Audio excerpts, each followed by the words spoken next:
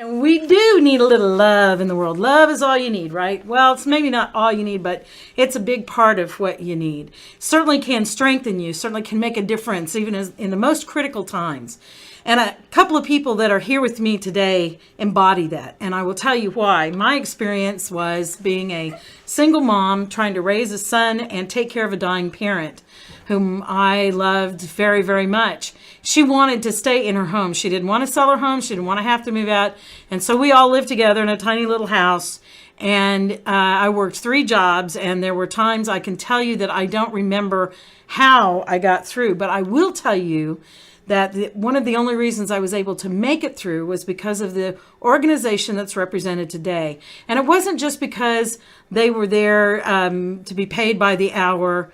It was because of the absolute love and support and care that I got from the people who were coming over as often as they could to help us out. I would not have been able to continue to help my mother make it through to her final day in her home if it hadn't been for my friends at VNA. Most specifically, Cynthia Lewis was there. And I remember the times that she came in and put her arms around me. And I can tell you that even though I might not have been able to react at the time because I was so numb from just trying to make it through. And at the time I was also studying to get my master's degree and 3 jobs, teaching and working at the Masonic Lodge and teaching over at Washburn University and caretaking for my mother and my son by myself, being the sole caregiver. I did not know how to respond except to relax into that hug and say thank you. And I will always give a testimony for Visiting Nurses Association and Cynthia Lewis, who sits next to me today. I'm grateful for them. I will always be grateful. And so I'm excited to have the opportunity to talk to her today and her friend, Ms. White, who is here as the historian. We're excited to have her here as well. Cynthia, how are you doing today? You ready for your rock chalk jayhawked out? I am rock chalk. You got red and blue earrings sparkling, and it is you got bling. It is Sunflower Showdown game day, and I have to be ready. Yeah. I love that all about day you. long. I love that about you. And this lady sitting over here, tell me about her. What's her name and tell me about her. Janice Johnson White is our human resources manager. Okay. But she is our right-hand woman when it comes to VNA's history because she grew up there. Janice, how did you grow up Literally. at VNA? I started working when I was in high school, the summer before my senior year, working part-time. I did an on-the-job training program through my senior year and stayed on at VNA after that because I liked it so much. Why did you like it so much? I liked the people. I believed in what we were doing. I thought it was a great organization to be a part of. I knew in my heart I could never be a nurse because it just wasn't in my being, but I knew that I could still help people in my own way if I could stay working for VNA. So that's why I stayed. You know, it takes an awful lot of energy to caretake and help other people. What is it as a young person? And then, something to keep you there. But as a young person who's volunteering, that's not always the first thing young people think of to do.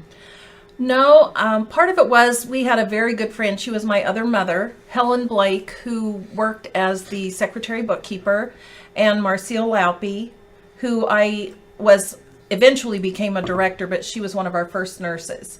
And I babysat for her children. And so I knew her, and between the two of them, I came to VNA, and I decided that, I don't know, there was just something about it. The people I worked with were good. Believe it or not, I was horribly shy at that time, and when I had to answer the phone and a physician actually called in, I was scared to death, but I survived that and have obviously outgrown my shyness. But it was a great experience. Yeah, none of us can believe that. Yeah. Really?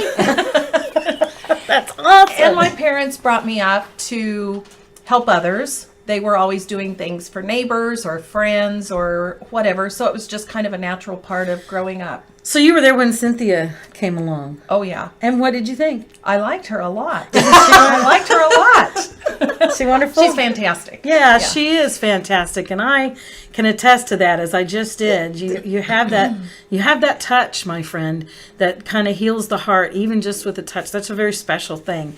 But Cynthia, you're the director now. I am. And so, how did you come to this? Well, I have a pretty diverse professional background.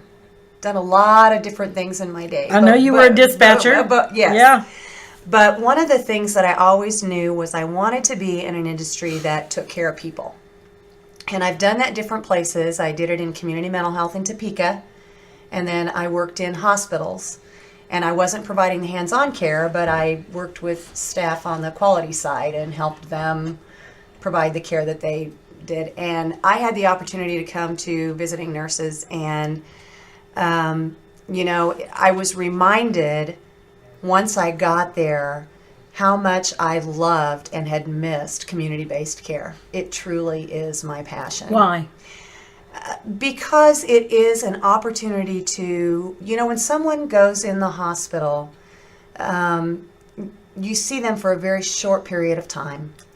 And you don't get to build relationships with them. When you provide care to someone in their home, often in very personal ways, as you talked about earlier, it's a different type of relationship. To spend time with them, care for them, often in various ways. And that is really, it's personal. It's a personal value in terms of with others. I also think not only is it different, but it has to be difficult sometimes to walk into people's homes. I mean, there are different things going on, and people have to feel differently about having folks that they don't know And coming into their homes. They do. But, I hear frequently from our staff, particularly the hospice team, about what a privilege it is to be able to spend time with patients and their families at a very difficult time in everyone's lives. And for them, some of them have described it to me as, it's still taking care of the patient. It's just a different type of care. That's right. I would have to agree with that. So let's take a look at VNA real quick. And I want to talk a little bit, but since I got the historian here, I want to talk about the history of VNA. Something about that had to attract you to come along. But how did VNA ever get started? What was the impetus for beginning Visiting Nurses Association? The beginning was as the result of Lynn Rothwell. Her real name was Marilyn Rothwell. She was an RN that lived in Lawrence, but was raised in the East. And back east, they had home health care, and they provided a lot of care to people in their homes. When she got to Lawrence and Douglas County, she saw that was a need that we had, and with the support of the medical community in the Lawrence and Douglas County community as well, she presented an idea and went after funding and got the support of the medical community here, and VNA got started. So it was, there was a federal grant that she sent a proposal in for. It was a $20,000 grant to start VNA in 1969. And we had to raise $5,000 as a part of that matching. So there was a big community fundraiser. Barbara Buck helped get that started, as well as the rest of the original board. And they raised $5,000 and VNA started. And I think back on home health care. It's not an unusual thing for health care to come to your front door if you go far enough back, when doctors used to make home visits and do those kinds of things. We kind of just got away from that and forgot that the health person, the doctor, the medical people used to be able to come to the house. So, we're just kind of getting back to basics and then healthcare by doing that. So then how did it grow? I mean, what did you see in the way of growth, and how did that happen? Was it people found out and there was a demand for it? How did that go? Well, first we had to prove ourselves and get out in the medical community. We had nurses. When we first opened, we had Marilyn Rothwell, who was a nurse. We had Marcia Laupy, who was a nurse. We had one home health aide, Lamerle McCoy. And then we had rehab staff, our PT, physical therapy, speech therapy, and occupational therapy on contract. And so we just started out very slowly, saw a few patients. And then as the medical community saw what we could do to help them take care of their patients, saw that we could help people stay at home, and word of mouth, probably our biggest promotion always has been word of mouth. Someone who had the service, they tell someone else when they know that they have a need, and it just started growing that way. It was slow. It was very slow. And there were some very, very tight times financially. A lot of the staff, I think, weren't sure that they were going to get paid. I know when I first started working, my dad was quite relieved I actually had a job, but then got a little bit worried when one time I had to make a trip to Topeka, which at that time, that's where our intermediary was, to pick up a check from them so that we could meet payroll, because they hadn't processed our claims timely. And so we had to do that. So it was challenging, but it just kept growing little bit by little bit, leaps and bounds eventually. And Well, I know that I'm grateful that it was there when I needed it, but I can't even imagine what it would have been like if I hadn't had. And it was one of the pieces, and VNA doesn't expect to be the be all and end all of everything in home health care, but by the same token, it's a critical piece, having people that can come into your home. And Cynthia, how big are we now? How many people? What are we at serving people now? We have 115 employees. Wow. So from those four from 1969 to 115 today. And we serve probably about 1,500 different people every year across all of our programs. The first year we had a little over 2,400 visits, and last year across all our programs we had more than 52,000 visits. That's amazing.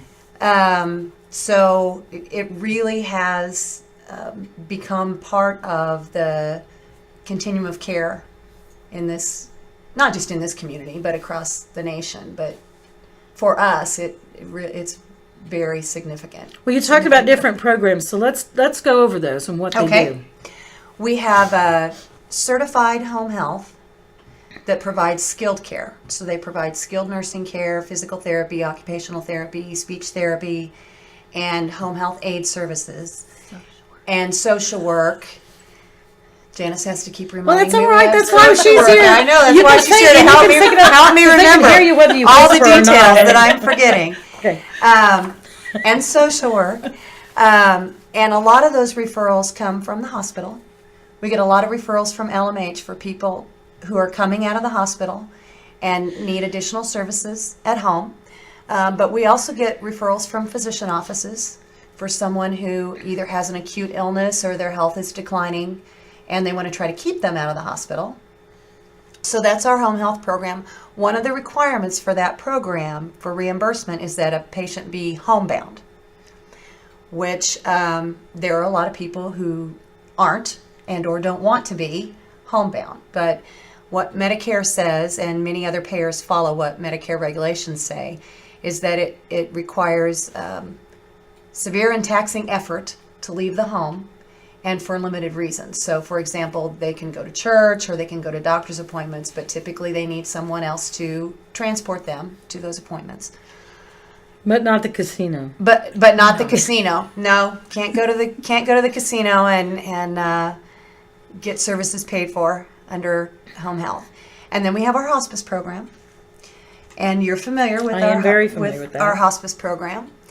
And then we have our private duty program, which is private pay, although some long-term care insurances do pay for those services to help people stay in their home. And the VA pays for those services. So we provide in-home personal care, bathing and homemaking and some grocery shopping. It really is kind of a cafeteria plan of in-home support services. And then we also have visiting nurses staffs the medical clinic at the jail. I didn't know that. Yeah. Wow. So our staff provide the medical care for residents at the Douglas County Jail. And then we have a CareLink program, which is similar to Lifeline or Life Alert. We have that program. We don't directly staff that, but we have a volunteer. We refer a lot of our patients to that program because they may be, getting older and don't have anyone else to keep track of them. And so we offer that to them. And we have a volunteer who goes in and installs the equipment and orients them to how it works. And that's so important. Yes. It really gives you peace of mind. Yes. So if you got somebody in your home who is in bad health, having a way for them to communicate when things get really bad is really important. Yeah. You know, I often think that people don't realize that it's much cheaper, and I shouldn't. It's not just about the money. It's much. I don't know if it was more soothing to mom, or she just, and I'm sure it's not just her. It just feels better to be in your home. And I don't know why we don't have more models of healthcare that do more service in the home, but I think that it's critical that we have that home health care, and you've got to be committed to that. You have more examples of that than I do. So maybe we should just talk about what are the pros of helping people stay at home, especially if they're in hospice. And as much as recovery is concerned, getting to and from the hospital when you've got to undergo physical therapy is daunting, especially if you're older. I mean, there's got to be all kinds of reasons why home health care is a great idea. Well, there are, and the primary one is that people want to stay in their homes. Yeah, they do. People want to be in their home, particularly when they're not feeling well. That's where you feel safest. That's where you're most comfortable. That's where you can, for the most part, follow your own routine to the degree that you can.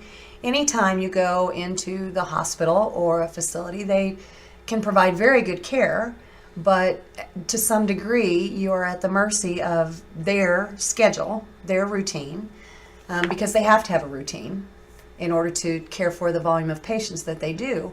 Whereas in one's own home, you can follow your own schedule. And our staff who go in, we call in advance and try to work around patients' schedules. We have, some patients who like to sleep in, and so we don't go see them until the afternoon. And I think the relief of stress helps with the health situation. Yes. No matter what Yeah. you do. Yeah. We're talking to Cynthia Lewis and Janice White from Visiting Nurses Association here at Great Day Midday. So I got to ask you guys, how do you keep going? I mean, how do you keep the organization rolling? What's the secret? We like what we do. I think it's a combination of really committed staff to what they do. We have great in all. They share that for community-based things that I've years is that they're who can are people who in a less structured.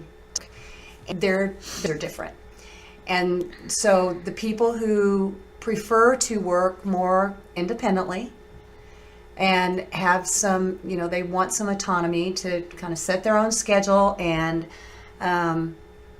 but they want to take care of people. They're drawn to community-based care, and we're blessed with a very strong team. We have the good fortune of, Janice mentioned that when we started, we contracted with for our rehab staff, our therapy staff, and we employ those staff now, which is somewhat unique in the home health environment because a lot of agencies can't find therapists to employ. And so we're very blessed to have nurses and therapists who want to work in home care. And so I think that's a piece of it. And then I think the other piece of it is just immense community support.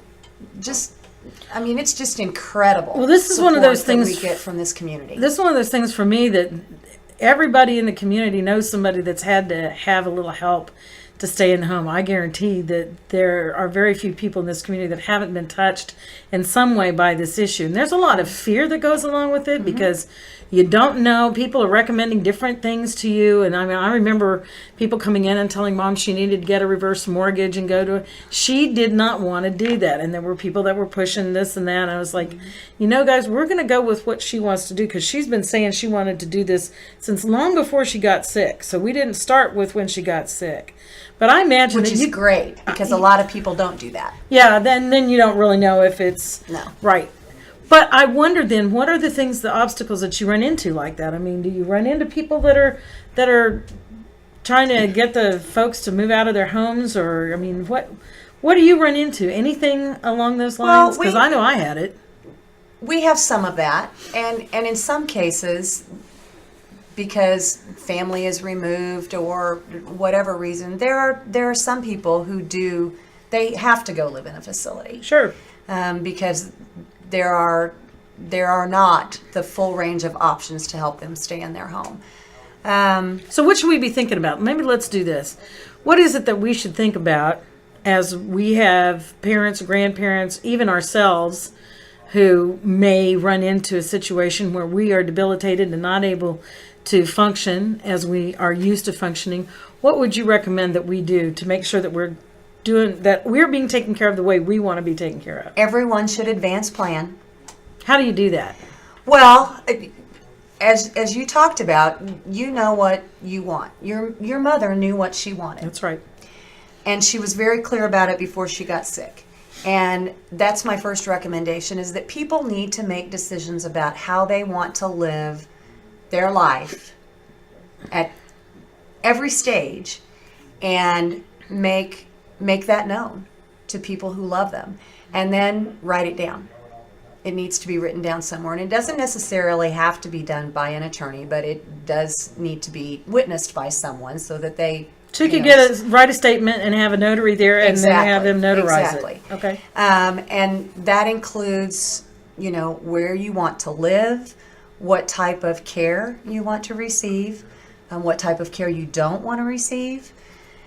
And so it's very important, because there are a lot of people who don't do that, and then they don't have the opportunity to have their wishes met. My mother had a do not resuscitate as they move through their stages of life. And as tough as that was, my mom was very good about talking about it. Yes. And I never felt, I think people are afraid to talk about those things with their kids, but as my mother's child, I thought it was really cool that my mom felt she could talk to me about that stuff and make sure that I knew what she wanted. And I did. There was no doubt in my mind exactly what she wanted. And I will tell you that when she started to have her final moments, that I freaked out and called the EMTs anyway, even though I knew she had a DNR. But it was okay, because they got there and they just kind of monitored and kind of went through it. So don't be afraid. I guess that's the thing I would say, is don't be afraid to have your power of attorney, your,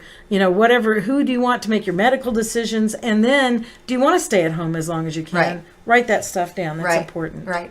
So advance plan. Okay.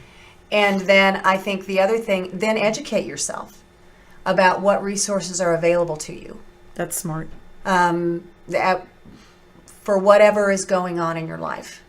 Educate yourself about what services you can receive at different stages, and what an agency can offer to you. That's the word from our friends at Visiting Nurses. We're going to take a quick break and come back and talk a little bit more with our friends from VNA about VNA and some ways that you can help out to keep this wonderful organization going forward. We want to continue to do that because they do the work of angels, and they do it really, really well. And they've helped so many people in our community. So we'll be back on Great Day Lawrence, broadcasting live, the voice of Lawrence at 7 East 8th Street in beautiful downtown Lawrence. It's going to be a great day. We've talked a lot about Visiting Nurses Association and how amazing and wonderful the people are, the staff, these two ladies that are with us today. And I'm so glad they could be here, Janice White and my dear friend Cynthia Lewis.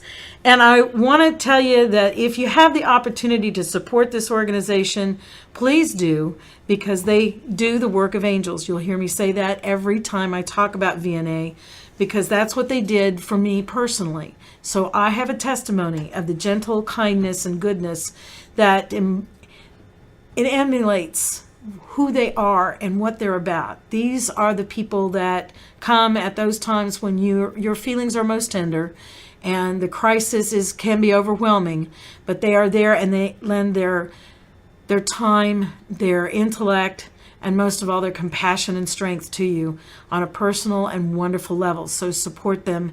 That's the word from me to you today. So Cynthia and Janice, tell us about some fundraisers coming up for VNA. Well, it's not a fundraiser, but this Wednesday, to celebrate our 45th anniversary, we have a community open house. Oh, cool. Yes, at our office at 3rd floor of 200 Main, which is the community health facility, from 4 to 6. Okay. And we are inviting the entire community to come help us celebrate. Come on out and celebrate the birthday. 45 years. 45 years. We'll have birthday cake and that's an punch accomplishment.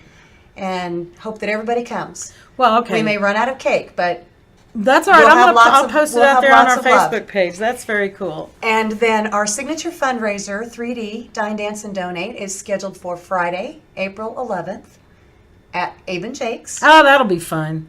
3D Casino Night. So Oh, cool. we'll have the casino tables again this year, and That's a very popular event. We're going to expand the casino part a bit this year, and I believe you're planning to be I present. will be there, and I will be auctioneering and having Yes. a grand time. I'll probably Yes. head down to the tables too. We're very Good. excited to have you join us this year, Kim. But that is our signature fundraiser, and all the proceeds go to help where it's needed most, which is to provide charitable services to people who don't have the resources they either don't have insurance or they don't have the financial means to pay for them, which in healthcare these days, most people do not unless they have insurance. So, And I think we need to be sure people understand that, because we didn't really talk about that, but you guys help a lot of people that can't afford to pay for it. We do. We do. It is, it's part of our mission as a not-for-profit home care agency, and we are one of the few, if not only, home care agencies that takes care of Medicaid patients. And we also get some funding from the county and United Way to help take care of people who have no means to pay for services. Well, I just want to say thank you for doing that, Thank you. because I know that there are It's so our many privilege. people. It really is. It But is there's a lot of privilege. families that are grateful. I've met some of them other than myself that are so grateful for your services. So let's be sure that people know also that if you missed any of the dates or you want to know what's going on at VNA, there's a website. There is a website. It's Kansas spelled out, VNA, kansasvna.org. Okay. And is there a Facebook page? You guys have Facebook? We do have a Facebook page, Okay. Visiting Nurses. All right. Visiting Nurses, VNA. And your offices again for the birthday party on Wednesday from 4 to 6. 200 Main, 3rd floor. It's across the street east from Lawrence Memorial Hospital, so we're really easy to find. Just get on the elevator and come to the 3rd floor, and there'll be someone to direct you to where the party is. Where the party is. And don't forget the 3D. How soon can people get tickets to that? I think that we'll have tickets available probably in the next couple of weeks. Okay, so you'll come back and we'll talk about that. Okay. Again. All right, we'll do that come too. back and All talk right, about that. Janice, it was lovely to meet Thank you. We It was found fun to out be that here. we have a whole other connection. I tell you what, this is still a small town, y'all. I don't care what you say. You just have to go through a couple of layers, and all of a sudden, all right. So it was very nice to see you. It was very nice to see you, Cynthia. I'm you, gonna let you guys Kim. head out. Go Jayhawks, right? Rock Chalk. Rock Chalk. And we'll be back in a minute. We got more to